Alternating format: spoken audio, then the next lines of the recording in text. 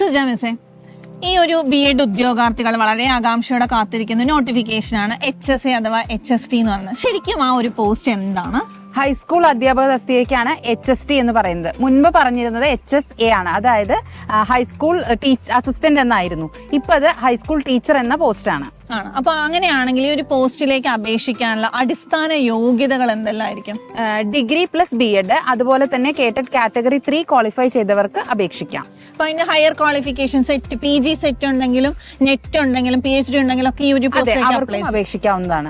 അപ്പൊ age limit എങ്ങനെയായിരിക്കും വരുന്നുണ്ടാവുക? General കാറ്റഗറിക്ക് 40 ആണ് വരുന്നത്. 40 ആണ് ഏജ് ലിമിറ്റ് വരുന്നത്. അതായത് ഒരു 36 ഏജ് ബാർ ആയ ആളുകളാണെങ്കിൽ പോലും അധ്യാപകരാവാൻ 40 വയസ്സ് വരെ അവരെ സമയമുണ്ട്. സോ തീർച്ചയായും HSA നോട്ടിഫിക്കേഷൻ എന്ന് പറഞ്ഞ ഒരു സബ്ജക്ട് മാത്രമല്ല നമ്മൾ എക്സ്പെക്ട് ചെയ്യുന്നത്, ഒരുപാട് സബ്ജക്റ്റുകൾ വരുന്നുണ്ട്. അപ്പോൾ ഈ ഒരു വർഷം നമ്മൾ HSAക്ക് വേണ്ടി നല്ല രീതിയിൽ പ്രിപ്പയർ ചെയ്താൽ വളരെ പെട്ടെന്ന് തന്നെ നമുക്ക് ഹൈസ്കൂൾ അധ്യാപകരായി തീരാം. Thank U.